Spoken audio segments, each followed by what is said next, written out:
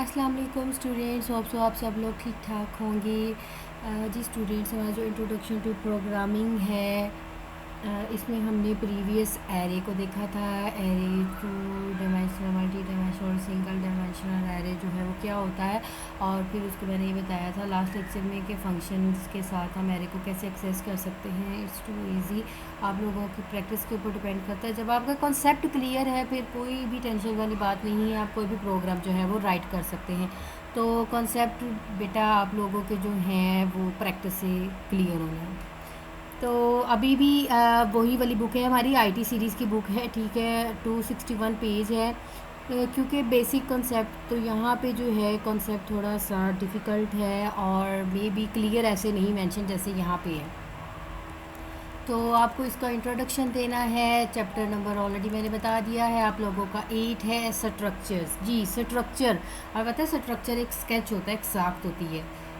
तो स्ट्रक्चर इसमें भी यही चीज़ है कि यहाँ पे हमने प्रोग्राम लिखना है तो वो कैसे लिखेंगे। Structure is a collection of multiple data types. Multiple data type का कलेक्शन होता है। That can be referenced with a single name, जो कि हम एक सिंगल नेम के साथ क्या करते हैं, रेफरेंस करते हैं। इट मे कंटेन सिमिलर और डिफरेंट डाटा टाइप्स। तो ये जो है सिमिलर और डिफरेंट डाटा टाइप्स के ऊपर भी मुश्तमिल होता है। The data items in a structure are called structure element, members और फील्ड। कोई भी हो सकता है, एलिमेंट्स भी हो सकता है, मेंबर्स भी हो सकते हैं, उसकी फील्ड्स भी हो सकती हैं।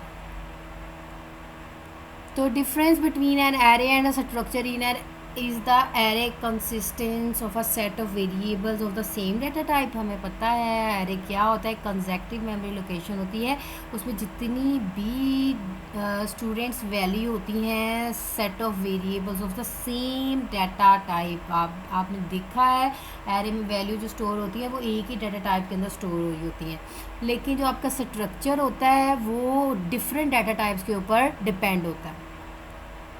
The structure are used to define new data types. The user can define a new data type that may contain different types of data.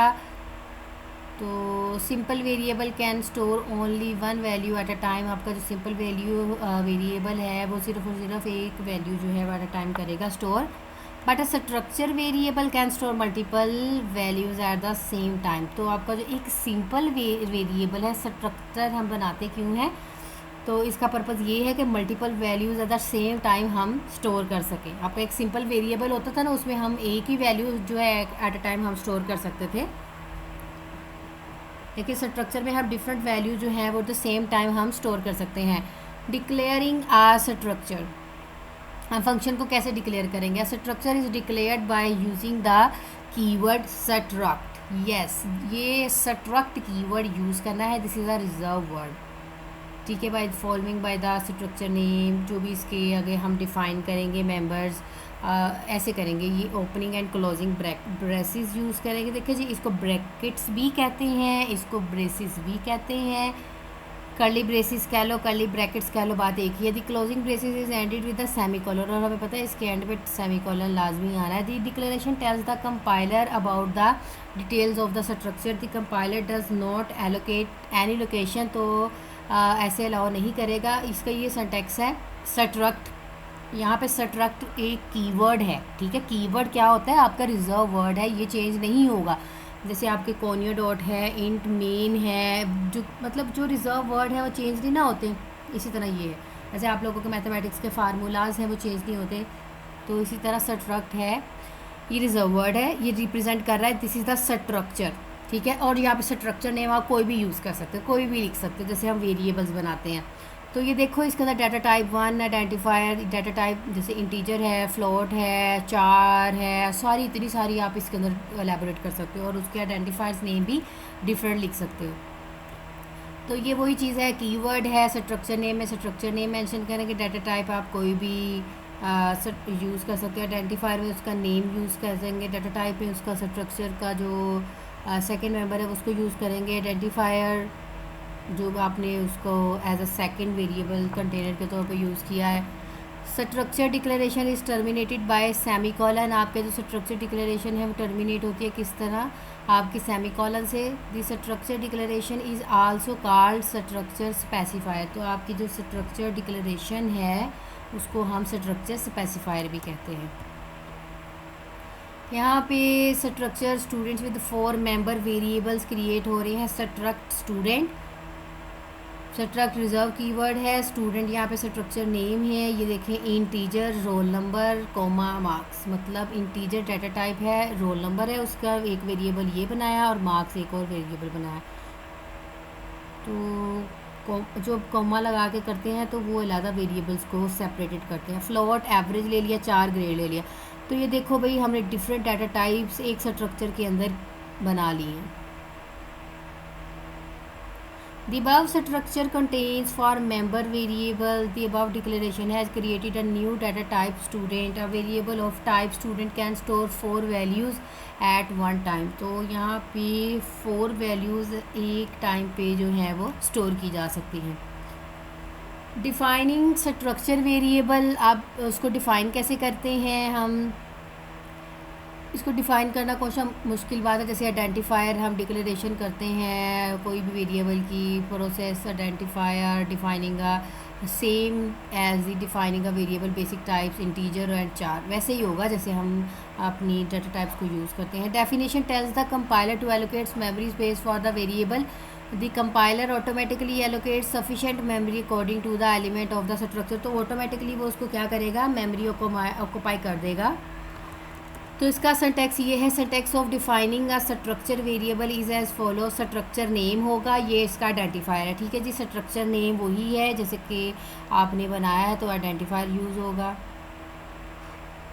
Structure name मतलब मैंने अगर कोई भी इंटीजर के अंदर स्ट्रक्चर नेम बनाया है तो वो स्ट्रक्चर नेम आप यूज़ करें। आइडेंटिफायर जो आपने बनाया is the name of structure, identifier is the name of variable defined. जैसे स्टूडेंट यहाँ पे स्ट्रक्चर नेम है, आइडेंटिफायर का मतलब है Usman.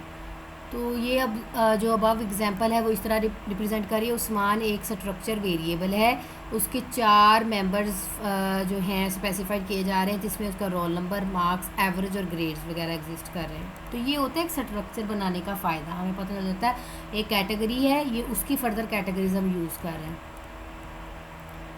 Accessing member of structure variable, access कैसे करते हैं? Any member of a structure variable can be access by using dot operator. याद रखें जो चीज़ें आप लोगों को बताई जा रही हैं उसको कॉपी पेंसिल के ऊपर लिख लिया करें। डॉट वेरिएबल के साथ हम एक्सेस करेंगे। The name of the structure variable is written on the left side of the dot. The name of member variable is written on the right side of the dot. Left side पे क्या लिखना है हमने, structure variable, ठीक है, ये आपका left side है, स्ट्रक्चर वेरिएबल लिखा।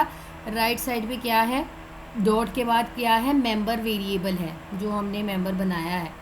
अच्छा अब आप लोगों की सारी क्लास है, ठीक है, अब आप लोगों का अगर क्लास का एक स्ट्रक्चर बनाना जाए तो हर एक स्टूडेंट का अलग स्ट्रक्चर बनेगा, ठीक है। लेट्स सपोज करें एक लड़की है, जैसे कोई भी फातिमा कह लें, ठीक है। अब उसका name, role number, marks, average, वो सारा कुछ सेपरेट, उसका एक स्ट्रक्चर अलग बनेगा, दूसरे बच्चे का अलग, तीसरे का अलग। तो ये होता है स्ट्रक्चर को डिफाइन करना। तो हम इसको एक्सेस करना है तो डॉट के साथ एक्सेस करेंगे।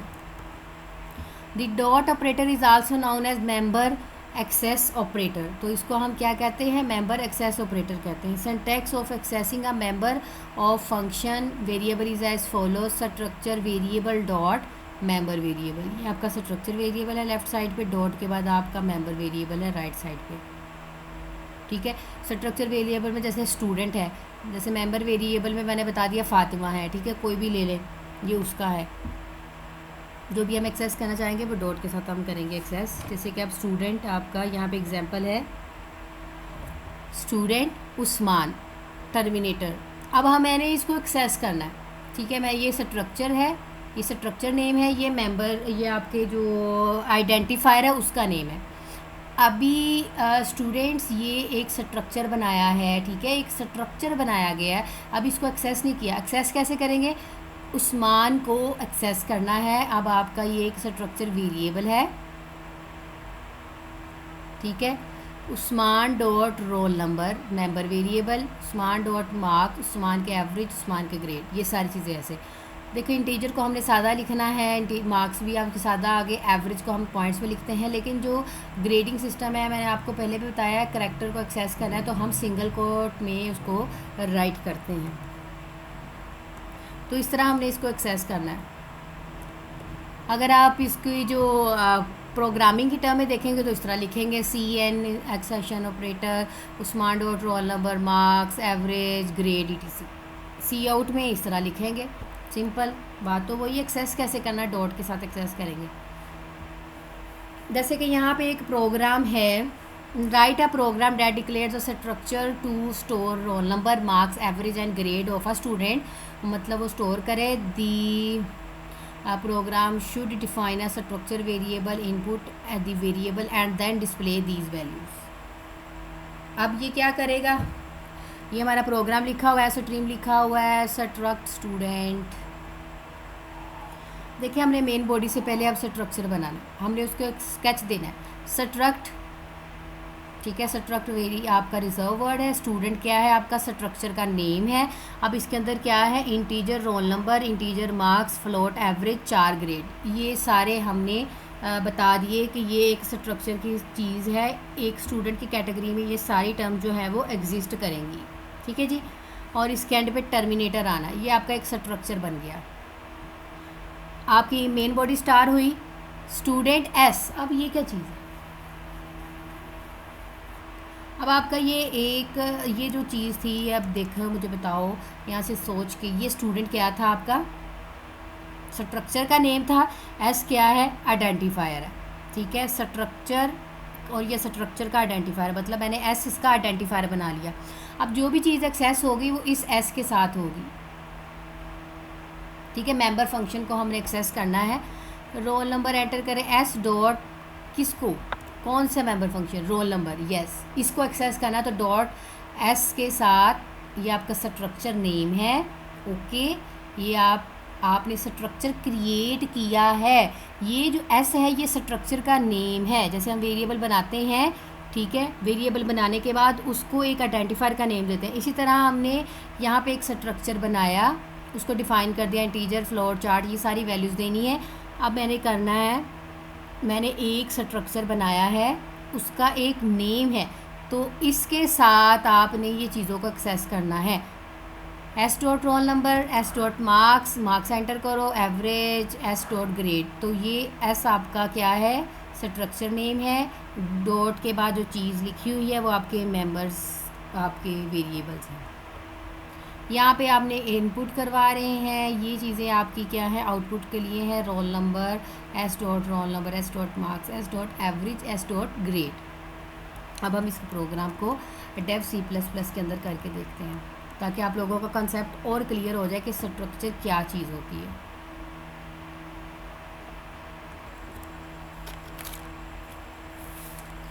ओके जी, डेव C++ ओपन हो चुका है। मैंने एक फ़ाइल बनाई है, इसका हम नाम रख देते हैं स्ट्रक्चर, यस। तो ये स्ट्रक्चर डॉट CPP की फ़ाइल बन चुकी है। आपकी hash include iostream same as it is using namespace. अब ये आपको बताया हुआ है ऑलरेडी, इसलिए इसको ग्लोबली लिखा हुआ है, क्योंकि सी आउट और भी फर्दर हर चीज़ों के लिए जहाँ जहाँ इसको यूज़ होगा ऑटोमेटिकली इसको एक्सेस कर लेगा। सी आउट, एंड लाइन, इनके लिए तो लाजमी यूज़ होता है। ओके जी, इसके बाद ये तो आपकी मेन बॉडी थी ना, एक पूरा स्ट्रक्चर है। लेकिन अब हमने एक चीज़ जो हम किसका इंट्रोडक्शन कर रहे हैं, स्ट्रक्चर का। तो यहाँ पे क्या कर रहे हैं,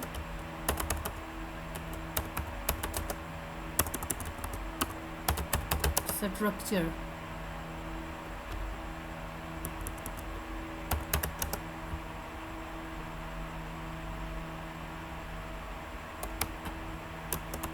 how to create and access, ठीक है जी। स्ट्रक्ट कीवर्ड यूज़ करेंगे इसके लिए। देखो जी, जो भी वर्ड रिजर्व होता है ना, ऑटोमेटिकली ब्लैक, डार्क बोल्ड हो जाता है ब्लैक में। अब आप खुद देख लो, जब इसके नहीं ना हुआ T लिखा तो वो हो गया, इसका मतलब है ये कीवर्ड एग्जिस्ट कर रहा है। स्ट्रक्चर है, ठीक है जी। स्ट्रक्ट बना लो जी स्टूडेंट के नाम से, ठीक है, स्टूडेंट। अब यहाँ पे जो स्ट्रक्ट है ये कीवर्ड रिजर्व है। स्टूडेंट यहाँ पे क्या है, मेरा स्ट्रक्चर का नेम है। अभी मैं स्ट्रक्चर बना रही हूँ, आइडेंटिफायर नहीं है, ये स्ट्रक्चर बन रहा है। और स्ट्रक्चर बनाने का पर्पज़ ही यही होता है कि इसके एंड पे टर्मिनेटर भी आना है, ठीक है। ये अब एक स्ट्रक्चर की पूरी जो स्केच है वो चीज़ है। अब स्ट्रक्चर बनाने का पर्पज़ क्या है, हम इसके अंदर मल्टीपल डाटा टाइप्स को जो लगा सकते हैं, मल्टीपल डाटा स्टोर कर सकते हैं। एरे में क्या होता है, अब एरे में मैं सिर्फ और सिर्फ सेम डाटा टाइप्स का डाटा स्टोर कर सकती, अगर इंटीजर है तो इंटीजर करूँगी, अगर वो करैक्टर है मतलब स्ट्रिंग डाटा टाइप है तो स्ट्रिंग को यूज़ करूँगी, अगर फ्लोट है तो फ्लोट को यूज़ करूँगी। लेकिन स्ट्रक्चर का कंसेप्ट जो है वो डिफरेंट वेरिएबल्स एग्जिस्ट होते हैं, जैसे कि इंटीजर एक हुआ, फिर उसके बाद इंटीजर दूसरी टाइप हुई, उसके बाद आपकी फ्लोट, चार, डबल, जो भी आप क्रिएट करना चाहें। तो यहाँ पे इंटीजर में इन्होंने जो वेरिएबल्स दिए हैं हम भी वो ले लेते हैं, ताकि आप लोगों का कंसेप्ट जो है वो क्लियर रहे, डिफ़िकल्ट ना हो जाए। इंटीजर में इन्होंने एक रोल नंबर ले लिया, मार्क्स ले लिया, तो ये कोई मुश्किल चीज़ तो थी नहीं। इंटीजर को बार बार क्यों लिखना, मैंने आपकी मर्ज़ी, 2 बार लिखना चाहे लिख लो, लेकिन जब बात ले रहे हैं हम इंटीजर डाटा टाइप तो रोल नंबर कोमा मार्क्स, ठीक है जी। ये हमारे बन गया इंटीजर के 2 ये वेरिएबल्स मैंने बनाए हैं, डिक्लेयर करवाए हैं। ये आपकी डाटा टाइप है, ये आपके एक वेरिएबल 1 है, ये वेरिएबल 2 है, ठीक है। ये आपने वेरिएबल क्या करवाए हैं, डिक्लेयर करवाए हैं। फ्लोट में क्या है, एवरेज लेना है, ठीक है जी, एवरेज ही है जी, एवरेज है, ठीक है। टोटल उसके जो भी ग्रेड्स हैं 4 है, मतलब करैक्टर डाटा टाइप के स्ट्रिंग, इसमें वो क्या ले रहा है, ग्रेड, ये आपका ग्रेड आ गया। तो ये एक स्ट्रक्चर बन गया, ठीक है। आपने एक स्ट्रक्चर क्रिएट किया स्टूडेंट के नाम से, जो ये चीज़ों के ऊपर डिपेंड होगा, इंटीजर, फ्लोट, चार, जिसमें आपके इंटीजर में रोल नंबर होंगे, मार्क्स होंगे, एवरेज होगा, ग्रेड होगा, ठीक है। आप एक स्टूडेंट हैं, उस स्टूडेंट का ये स्ट्रक्चर है, हर स्टूडेंट का। अभी ये एक स्ट्रक्चर बना है, ठीक है, आपने स्ट्रक्चर बनाया है, इसका आइडेंटिफायर नहीं क्रिएट किया। अब ये आपका स्ट्रक्चर है, ठीक है, समझ लें कि ये आपकी एक डाटा टाइप बन गई है, स्ट्रक्चर की डाटा टाइप बन गई है। अब मुझे इसका आइडेंटिफायर क्रिएट करना है, जैसे हम वेरिएबल है ना, ये एक डाटा टाइप है, ये उसका वेरिएबल क्रिएट हुआ। इसी तरह ये भी समझ लें कि ये डाटा टाइप है स्ट्रक्चर की, अब इसका एक वेरिएबल बनेगा, स्टूडेंट,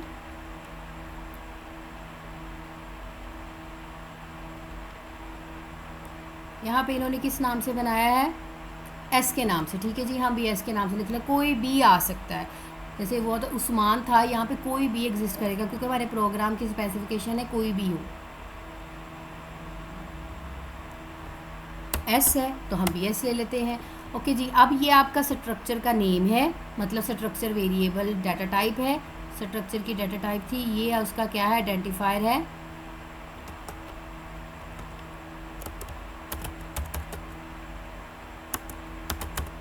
स्ट्रक्चर आइडेंटिफायर, ठीक है। मैंने इसलिए लिखा है ताकि आप लोगों को क्लियर हो जाए, ये स्ट्रक्चर का आइडेंटिफायर बनाया गया।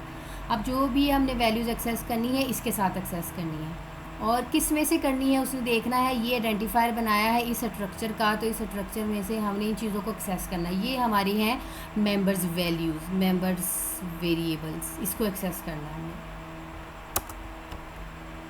पहले क्या है, सी आउट करवाओ, एंटर रोल नंबर, ओके जी। रोल नंबर एंटर होंगे,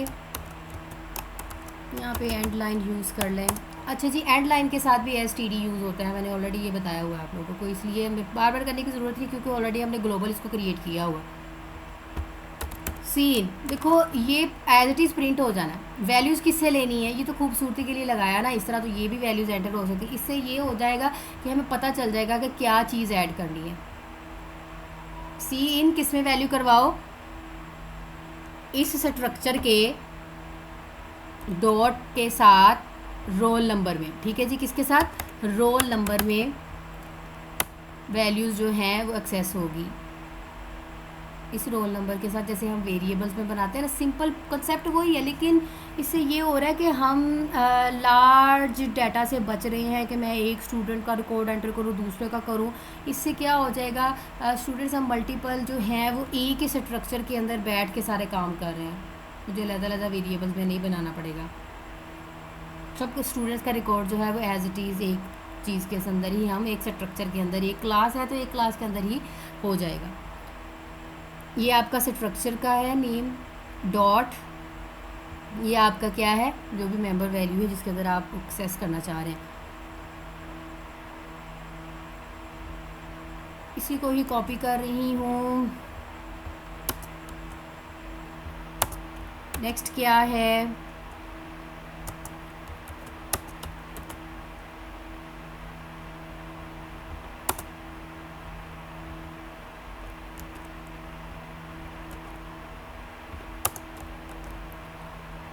ओके जी। अब यहाँ पे रोल नंबर एंटर नहीं करना, एंटर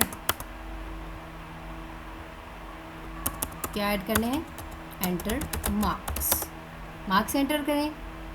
यहाँ पे अब क्या आएगा, जो हमने यहाँ पे वेरिएबल बनाया है इस स्ट्रक्चर के अंदर, उसको हमने एक्सेस करना है अपने इस स्ट्रक्चर के साथ। तो हम कैसे करेंगे, S dot marks, okay, marks के अंदर आएगा। अब एंटर,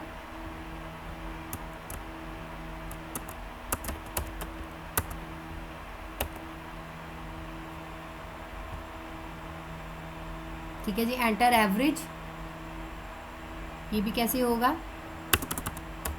एवीजी किसके अंदर, यही है ना आपका, इस वाली डाटा की एक्सेस करें डॉट के साथ। अब क्या आएगा, एंटर ग्रेड, ओके जी। अब ग्रेड एंटर करना है, तो यहाँ पे हमने सी इन के साथ एस डॉट क्या, जो हमारा वेरिएबल हमने इसके अंदर स्ट्रक्चर के अंदर बनाया हुआ उसको एक्सेस करें। साथ साथ प्रोग्राम को सेव करते जाया करें, कंट्रोल एस प्रेस करते जाया करें, ताकि आपका प्रोग्राम जो है वो सेव होता रहे। ओके जी, अब यहाँ तक आपने जो काम था वो कंप्लीट कर लिया। लाइक अगर मैं इसको कंपाइल करूँगी,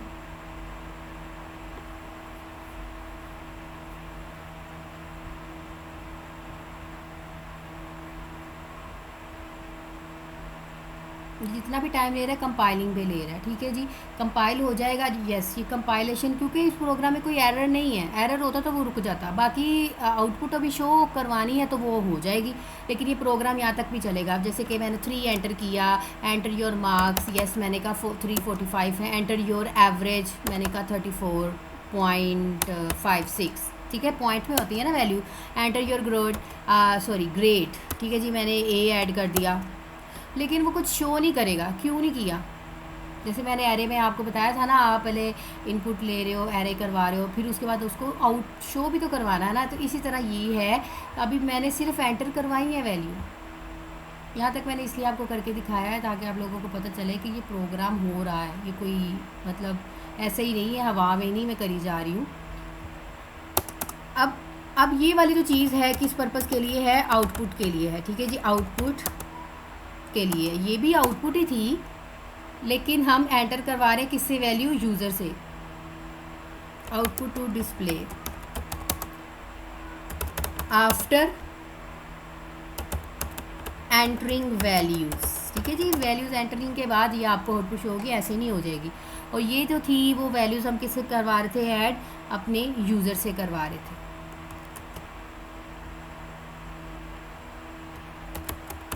सी आउट लिखें, all information is here, all information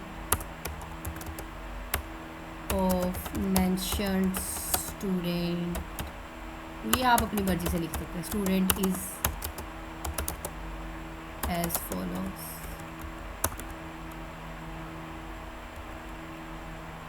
is as below, ये आप अपनी मर्ज़ी से लिख सकते हैं, इस पर कोई भी आपको रिस्ट्रिक्शन नहीं है कि भाई आपने कॉपी पेस्ट ही मानना है मेरी लाइंस को।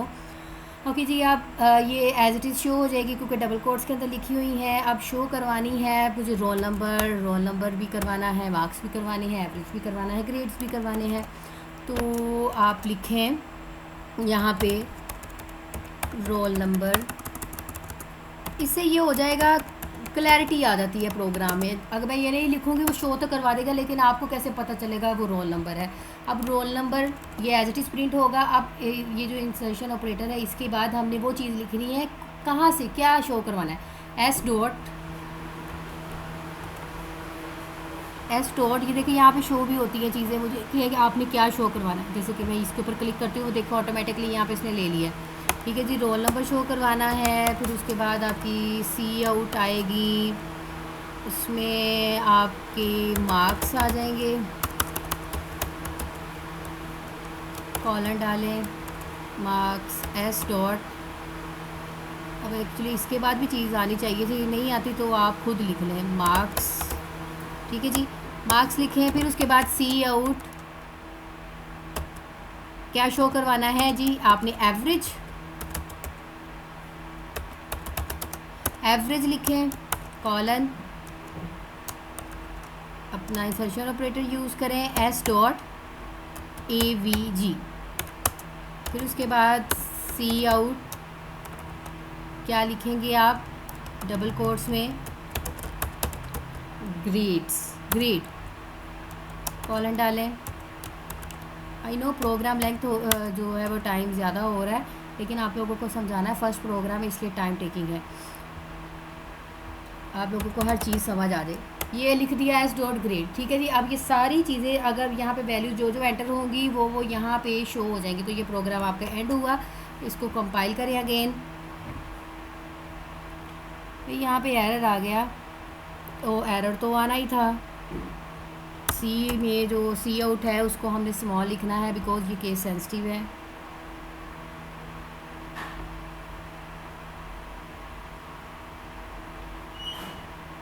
हाँ जी, ये कंप्लीट हो गया। अब इसको रन करें। कंप्लीट पता चल रहा था नीचे वो सक्सीडेड का ऑप्शन आ जाता है, कंपाइलेशन इतने भी सेकंड लेता है। अच्छा, 3 रोल नंबर है, इतने इसके मार्क्स हैं, एवरेज उसका 30.5 जो भी है वो ऐड करें, ग्रेड उसका बी कर लो। ठीक है जी, अब ये देखो all information of mention student is as below. अब ये सारी एक ही लाइन में शो हो गई हैं। 3 है, मार्क्स इसके इतने हैं, एवरेज इसका इतना है। तो इसको और ज़्यादा खूबसूरत बनाना है तो वो कौन सा मुश्किल बात है। आपने इसको हर लाइन को जो है वो चाहते हैं बिलो शो हो, तो आप एंड लाइन यूज़ कर लो। ठीक है जी, ये है एंड लाइन। अगर सिंपल स्टेटमेंट शो करवानी हो ना स्टूडेंट्स, तो आप इसके अंदर भी जो है \n यूज़ कर सकते हो एंड एल की बजाय। लेकिन जब इस तरह हो तो फिर आप एंड लाइन ही यूज़ करेंगे। ठीक है, आप इसको रिमूव कर लें, कोई इशू नहीं होगा, ये एंड लाइन ही होगा शो। कंपाइल कर लो अगेन, देन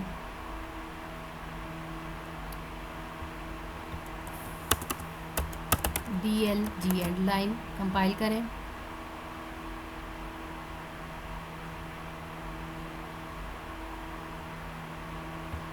सक्सीडेड है, जब कोई एरर ना आए, रेड कलर का सिंबल ना हो तो मतलब वो कंप्लीट है। 3 रोल नंबर 21 मार्क्स जो भी आप देना चाहें दे लें, ए ग्रेड है। अब आप देखो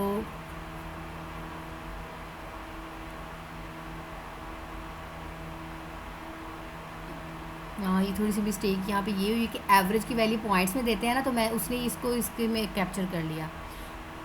एनीवे, आप लोगों को जो चीज़ दिखानी है स्टूडेंट्स वो ये है। यहाँ पे मैंने एंड लाइन नहीं लगाया तो वो भूल गई। एवरेज 0 है क्योंकि कुछ शो ही नहीं हुआ, क्योंकि मैंने गलत वैल्यू दे दी ना उसको, ग्रेड शो ही नहीं हुआ, ग्रेड की कोई वैल्यू नहीं आई। तो एक्चुअली आपको दिखाने का पर्पज़ है, ये देखो ये भी न्यू लाइन पे गया है।